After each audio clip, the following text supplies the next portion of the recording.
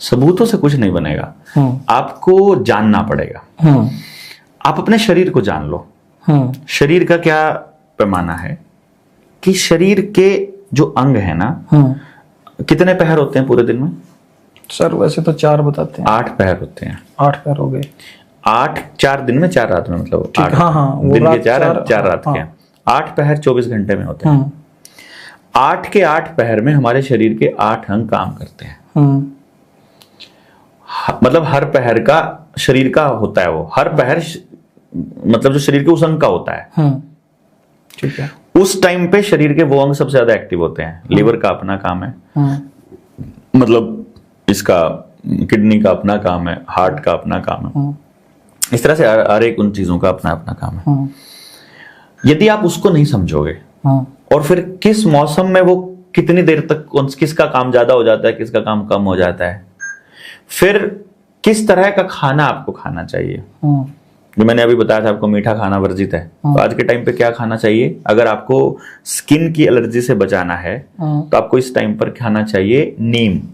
नीम skin के लिए नीम खाओ। नीम। और इसी टाइम पे निमोली होती थी ना, नीम की निमोली खाया करते, खूब खाया करते।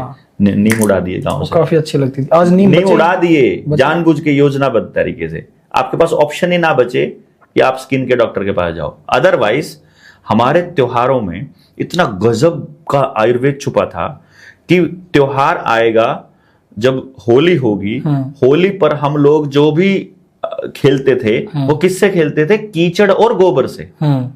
कीचड़ और गोबर से। भाई साहब, कीचड़ और गोबर गंदा नहीं होता। कीचड़ और गोबर मड थेरेपी का पार्ट है। इलाज करवाते हैं जाके गोबर लपेट के, बहुत मोटे पैसे दे के करवाते हैं, मड थेरेपी लेते हैं। हाँ, फागुन का आखिरी दिन होता है होली और फाग, और चैत्र की शुरुआत होती है। चैत्र में नीम खाना होता है, और स्किन की एलर्जी के लिए ये सबसे ज्यादा हैवी वो थमा होता है। तो स्किन के लिए जो बेस्ट खाने में है नीम, और लगाने में है गोबर। इसीलिए होली 2-3 दिन चलती थी, 3-4 दिन। कभी भी उठा के किसी को भी गोबर लगा देते थे, कुछ भी उठा करके लगा दिया था। वो इसलिए लगाया जाता था कि गोबर असल में वो आपकी स्किन को बचा के रखता था।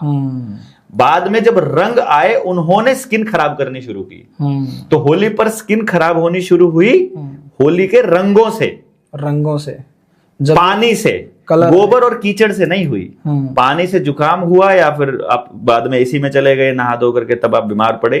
जब तक आपने गोबर और कीचड़ से होली खेली है, तब तक आपको स्किन की बीमारी 0 थी। इसमें आयुर्वेद छुपा था। हमारे हर त्योहार में या तो अर्थशास्त्र छुपा है, या आयुर्वेद छुपा है, या ज्ञान छुपा है, परमात्मा छुपा है, पर आपको बताया ही नहीं गया। गांव के लोग तो आज भी ये मानते हैं सर कि हमारी नीम को तो दीमक खा गई। नीम को दीमक खा गई? हाँ, कि दीमक होने लगी जमीन में। दीमक कभी नीम को दीमक नहीं खा सकती कभी भी। यही नीम नहीं, वो आपको बताते हैं, जो ऊपर से आसमान से केमिकल छिड़का जाता है ना जहाज से, जो जहाज के पीछे वो पूंछ सी होती है, वो केमिकल एक बार नीम को खत्म करने के लिए आएगा, एक बार बरगद को खत्म करने के लिए आएगा, एक बार फलानी चीज को खत्म करने के लिए आएगा, एक बार डिमकानी चीज को, एक बार जानवरों पे एलर्जी के लिए आएगा। वो ऊपर से छिड़क रहा है, आपको पता ही नहीं है, बारिश के जरिए आपकी बॉडी पे वो छिड़का जा रहा है। हमारे रूरल एरियाज में चीजें हो रही है। रूरल और अर्बन बारिश कोई कह के थोड़ी आएगी, तब ये नई नई बीमारियां आ रही हैं। यानी दुबई में तो वो डेली बारिश करवाते हैं, वो आर्टिफिशियल बारिश करवाई जा सकती है, डेली सुबह 10 बजे केमिकल मिला के भी करवाई जा सकती होगी। केमिकल का नुकसान है कि फ्लड भी आता है उससे। बस ये तो वहां पे तो बादल फटना है, भूकंप है, ये बाढ़ है, सूखा है, इन सब के ऊपर वो द्वितीय विश्व युद्ध में पहले ही काम कर चुके हैं। जब चाहे जहां चाहे बारिश ले आ सकते हैं, जहां चाहे भूकंप, जहां चाहे बादल फट जाए, जहां चाहे वो आपका केमिकल डाल करके आपके एरिया के लोगों को बीमार कर दें। आपको कह देंगे नया वायरस आ गया। बड़ा गेम है ये। जो अगर हम एग्री की बात करें, जैसे पशुओं के बताया आपने कि नई नई बीमारी आती है, तो जो हमारे पशु हैं, आज किसान पशु रखना छोड़ गए, गांव में नहीं बचे। और अगर देखें आज जो पशुओं में भी इतनी सारी बीमारियां आ गई हैं, उनका रख रखाव इतना महंगा हो गया है, और लोग क्या सोच रहे हैं कि भाई अब पहले 4 भैंस रखते थे, 10 भैंस रखते थे, एक ही रख लो, और उसकी भी नस्ल का नहीं पता ये कौन सी नस्ल की है। बिल्कुल, ये हाइब्रिड भी है कि टिक्का दरबार क्या। हाँ, तो ये जो सिस्टम चला है सर, ये क्या कॉन्स्पिरेसी है, ये कैसे काम कर रही हैं चीजें? दूध नहीं बचा, आज जितने का हम खिला रहे हैं उनको, वो पूरे दिन में उतना दूध नहीं दे पा रहे। देखो जी, ये क्या है, मैंने आपको एक चीज बताई थी कि जैसे शिक्षा, स्वास्थ्य, न्याय, राजनीति, खेती और धर्म, इसमें खेती भी आता है। हाँ जी। खेती में और पशुपालन में, खेती और पशुपालन एक दूसरे के पूरक है। बिना पशुओं के खेती नहीं होती और बिना खेती के पशु न रखे कभी कोई व्यक्ति नहीं रखना चाहिए, नहीं रख सकता। तो खेती बोलो या पशुपालन बोलो, एक ही चीज बोलेंगे। हाँ, एक ही बोली जाएगी। तो इसलिए मैंने खेती बोला है, पशुपालन इस लाइन में नहीं बोला है। ठीक है। तो जब आप खेती करते हैं, खेती में मांसपेशीय ऊर्जा का इस्तेमाल किया जाएगा, वो खेती आपके लिए हितकारी होगी। ठीक है। इसलिए बाबा नानक ने भी किरत करने को बोला है, उन्होंने भी मेहनत करने को बोला है, कर्म करने को बोला है। उन्होंने भी जब किरत करने के साथ साथ उन्होंने ये भी बोला है कि मेहनत करके दब के वात, है ना, उनकी एक लाइन ऐसी, हाँ, रज के खा। हाँ, दब के वात रज के खा। हाँ, तो दब के वात रज के खा। हाँ, ठीक है। तो जब वो वाहने की बात कर रहा है, जब वो मेहनत करने की बात कर रहे हैं, तो उन्होंने जब वो विचरण करके आए तो बाबा नानक ने भी आते ही हल उठाया और बैल लेकर के वो खेत में गए, संदेश देने के लिए कि यही तुमको बचा सकते हैं, मशीनें तुमको बर्बाद कर देंगे। फिर उन्होंने सामुदायिक रूप से एक संदेश देने की कोशिश की कि कीर्तन करते रहना जरूरी है, तो गुरुद्वारों में वो चल रहा है, और बंट के खाना है, बंट के भी खाना, उन्होंने ये भी बोला है कि मिल बांट के खाना है, और समुदाय की मदद से लंगर 24 घंटे गुरुद्वारा साहब में चलता रहता है। इससे आपके कुछ पॉजिटिविटी, अपने अलग तरह की पॉजिटिविटी आती है शरीर के अंदर और समझ के अंदर। पशुओं पे आते हैं हम लोग। खेती में पशुओं से जो भी निकलता है, गोबर और मूत्र, सारा इस्तेमाल हो जाएगा। बिल्कुल। गंदगी नाम की कोई चीज घर में वो तो पूरा का पूरा, उसकी जरूरत है खेती को, है कि नहीं? हाँ, उसकी जरूरत नीड है उसको। तो खेती से जो एक्स्ट्रा बचा, वो कोई भी चीज वेस्टेज नहीं है। देखो, उसकी पशुओं को जरूरत है, उसकी पशुओं को जरूरत है या आदमी को जरूरत है। कपड़ा कपास से, कपास खेती से, चमड़ा पशुओं से, पशु खेती से। अच्छा, जरूरत की सामान जितना भी सामान है, देखो लोहा किसी ना कहीं जमीन से निकलता है। ये पूरा साइकिल है, सारा साइकिल है। तो पशु को अगर आपने पालना है और फ्री में पालना है, उसके लिए 3 कंडीशन मस्ट है। कंडीशन नंबर 1, बल्कि इसको 4 कह सकते हो आप। कंडीशन नंबर 1 कि घर का एक व्यक्ति परमानेंट पशुओं के ऊपर बैठा हो, ठीक है, जिसको वो बाहर घुमा के लाने हैं और वापस घर में लाने हैं। अगर पशु खड़ा रहेगा तो बीमार होगा, कन्फर्म है। ओके। इसीलिए गांव से कम 1.5 या 2 किलोमीटर दूर हमारे पुरखों ने जंगल रखे थे कि पशु का 2 किलोमीटर का सफर एक तरफ और 2 यानी 4 किलोमीटर का चलना तो कंपलसरी हो ही जाए। कच्ची जगह होती थी हर गांव, कच्ची जगह होती थी। जा रहे हैं, मतलब उसकी दूसरी कंडीशन है जंगल गांव का होना चाहिए। तीसरी कंडीशन है जोहड़ सामुदायिक होना चाहिए, सबका साझा, ताकि पानी नलके से या फिर हैंडपंप से निकालोगे या फिर सबमर्सिबल से निकालोगे तो बिजली इस्तेमाल होगी, तो महंगा पड़ेगा पशु रखना।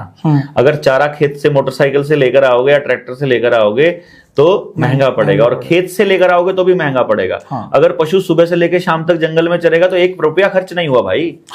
सुबह डंगर निकला, सारा दिन जंगल की जड़ी बूटियां चरी, शाम को वापस आया, जोहड़ में नहाया, पानी पिया और घर आ गया। कहां जरूरत, ना पानी का एक बूंद वेस्ट हुई, ना पैसा खर्च हुआ, और जितना दूध मिला सारा बचत का सारा प्रोडक्शन। अभी भी कुछ गांव में कुछ लोग ऐसे बचे जो हैं उनके यहाँ दूध लेना महंगा पड़ता है। हाँ, और वो भी पैकेट वाला तो वैसे ही बर्बाद हो, तो केमिकल, उसमें दूध तो कुछ होता ही नहीं है। अब तो सर गांव में भी पैकेट दूध, बर्बादी, गांव को बर्बाद करना है ना, इसलिए पूरा प्लानिंग है। तो ये हो गया। अब पशु, बताओ पशु का खर्चा होगा क्या?